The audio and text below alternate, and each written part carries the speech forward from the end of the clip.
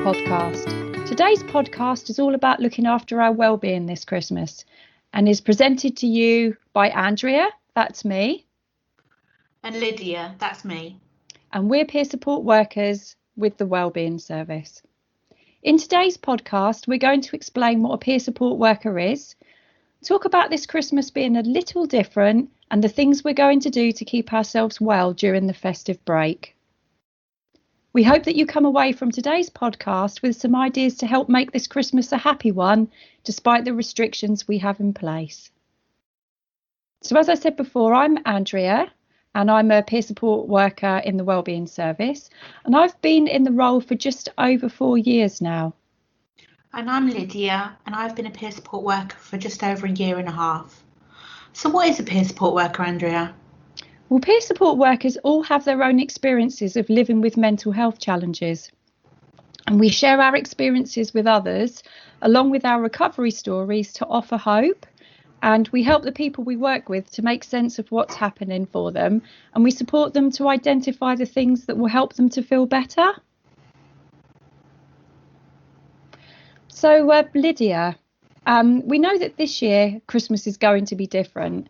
But when thinking about Christmas, I think I'm going to try and remember that in total, it's been a difficult year with a lot of change. Yeah, it's been really tough. Yeah, it has. And when you think about everything that we've been through in the last 8 months, we've all been incredibly resilient, I think. Yeah, no, absolutely. It's been, like you say, it's been a lot of change and we've all had to be really resilient. Yeah, I mean, you and I have been working from home instead of going into the office. Yeah. Yeah, and just been a lot of changes. So I've been thinking that if we can get through the last 8 months, then we can definitely survive Christmas. So how is this Christmas going to be different? Well, at the moment, it means that we can't see anyone we normally would and have to choose who we spend the Christmas period with. So it might mean that you can't see everyone we'd like to, but it's important to remember it's because of the restrictions and not how they feel about you. Yeah, that's true. And so what's that going to mean for you, Lydia? It means that I'm going to see my parents and I'm going to see my husband's parents, but it means that I won't be able to see like my sister-in-law or my other friends. Yeah, that's going to be difficult, isn't it? Yeah, definitely. What about you, Andrea? Well, I think it's going to be a little bit easier for me because I don't have a large family.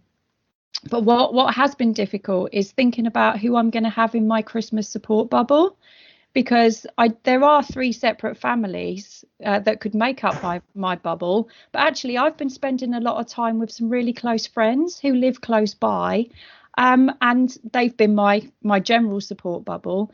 So I'm thinking, do I remove them from my bubble, so not have them that I go and see at Christmas, and swap them for my family? But actually I'm thinking about who is it that's going to help me to stay most well, and that's my friends. So I'm going to keep them in my bubble and just speak to my family, and also my son's going to be coming over. Aww. And it's going to be really nice because I don't see him very often, but I think it's been a case of, I'm just going to keep it really minimal rather than adding another family in. I think it's a little bit like when we were first in lockdown and we were allowed to go out and exercise every day. I did that, but actually I didn't need to. So I'm going to apply the same principle here. Yeah, that makes sense. Yeah. So, we're not going to have everybody in our Christmas support bubble, like we've just said.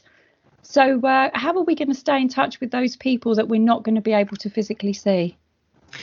Well, I'm going to continue with the ways that I've been keeping in touch with people during, the first lockdown and the second lockdown. So lots of phone calls and messages, but also we've been using video calls a lot with our families, and they've been really, really helpful. I've heard that some people have Zoom meetings with their families. And people are going old school and writing letters, which is really lovely because it's something that people can keep.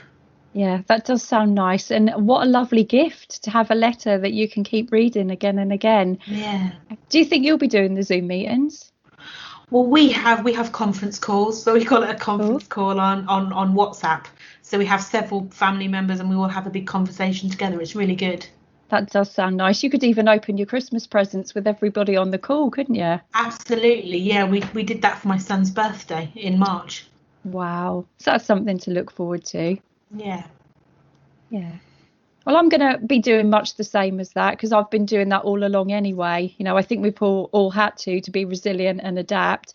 I know it's not the same as sitting next to someone on the sofa and sharing a mince pie or watching an episode of Only Fools and Horses, but I think I'm going to try to focus on the fact that I'll be able to do that again at some point in the future. Yeah, definitely. Maybe not with the mince pie though. Yeah. So we're gonna have to adapt this Christmas and do things slightly differently. So what are you going to be doing differently this Christmas, Lydia? Well, as I've already said, I've got a little boy, so we're going to be trying to make Christmas as normal as possible. So we're still going to have turkey, we're still going to open our presents in the morning, we're still going to go for our Christmas walk, but we're going to keep things as normal as possible for him. Yeah, But sounds how good. are you? Yeah, no, hopefully, yeah. How are you going to adapt, Andrea? Okay, well, my son is 24 now, so I really don't have to make Christmas magical for him anymore, which is a bit of a shame.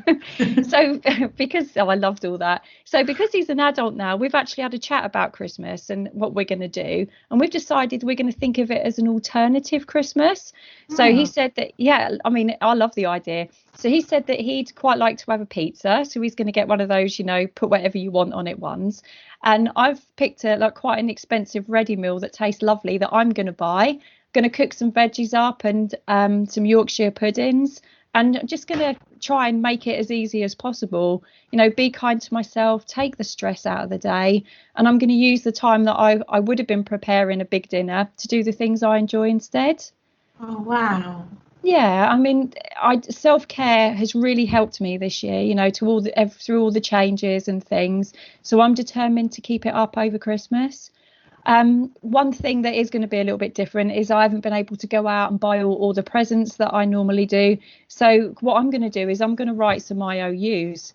So, instead of just getting a gift voucher for people, what I'm going to do is write an IOU for going out for dinner or going to the pictures, something like that. So yeah, Oh, that's lovely. yeah, I'll probably get a little bit creative and, put some rainbows on it. You know me. Okay, so I've also been thinking, and we were chatting earlier about this, because it's going to be different for different people in terms of their work. So some people have been furloughed this year or are now actually out of work. Yeah, no, like lots of people in the country, my husband's actually been made redundant. So things have been a bit different this year. We've had to be really careful with the amount of money that we're spending on presents. So to combat that, we've actually been making presents. Wow, that sounds good. Sounds fun as well, I imagine. Yeah, no, it is actually. It's really lovely to do.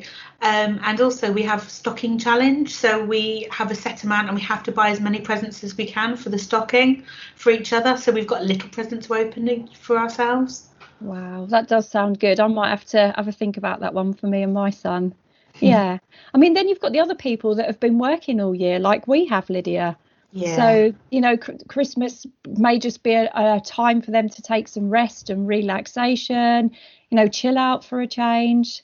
And then the other category of people that I thought about are those that are still going to be working over Christmas. Yeah, no, absolutely. Lots of NHS workers and carers. Yeah, yeah. So for those people, it's the self-care again, looking after yourself, being kind to yourself. Yeah, I've heard that some people actually celebrate their Christmas on a different day if they're working. Right, yeah, I've not heard of that before. I reckon that could be quite good. Yeah, definitely. Yeah. I mean, we're also, I'm mindful we're going to have people listening who might anticipate this Christmas being really difficult and they think that they're going to struggle. So I've been Mm. thinking about what they could do to make things easier. Yeah, I think it's like any time that you find difficult, it's important to plan things in and be kind to yourself, isn't it? Families will bicker and not get Yeah. along, which can make you feel bad, but especially if you've not seen them for a few months. But it's okay, to leave the house and go for a walk. Yeah, yeah, that's true.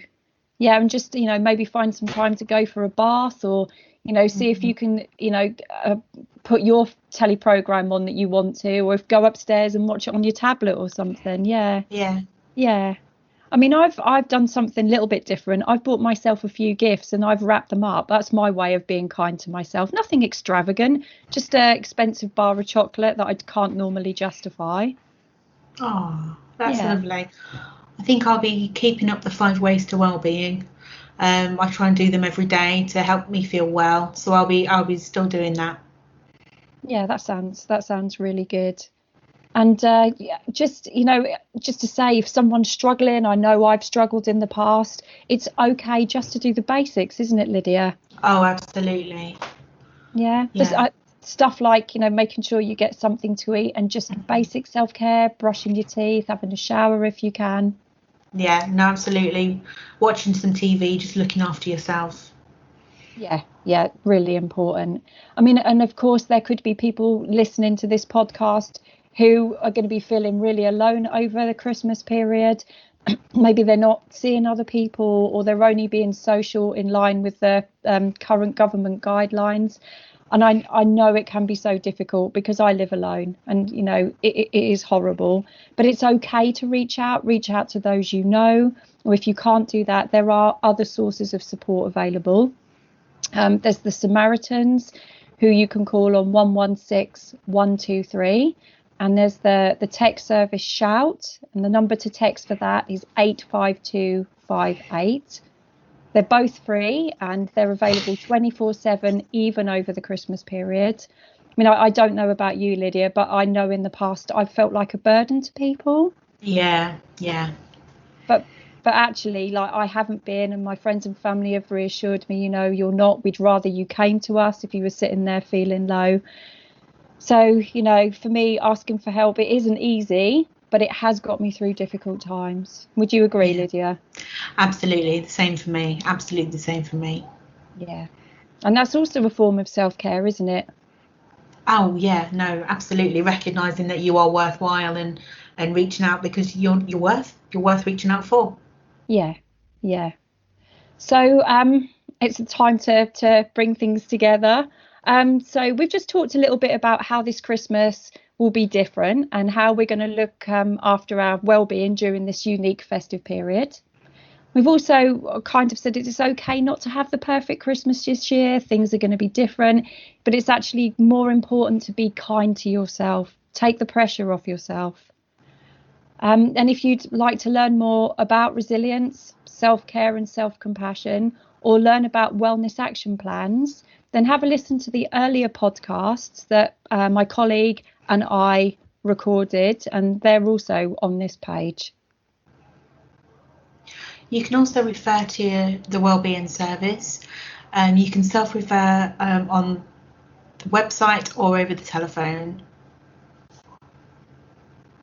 And if you're currently having treatment within the Wellbeing Service and you'd like to have peer support, if you've listened to what Lydia and I have been saying and you think that a peer support worker could help you, then please do speak to your therapist, who can make the referral for you. So all that remains really is for me to say thank you for listening to this podcast. We hope that you've got something from it, taken away some ideas. And if you'd like to join us again for the next podcast that we're going to be doing, which will be on the stages of recovery. Yeah, thank you everyone. Yeah, thank you for listening. Have a lovely Christmas. Goodbye. Bye.